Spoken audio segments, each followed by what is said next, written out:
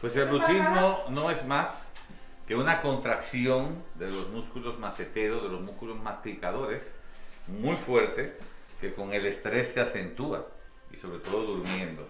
Y entonces eso produce un desgaste importante de las muelas, de los áreas de masticación, ya que con esa fuerza se rozan las muelas, los dientes, y se desgastan. Esto se llama bruxismo.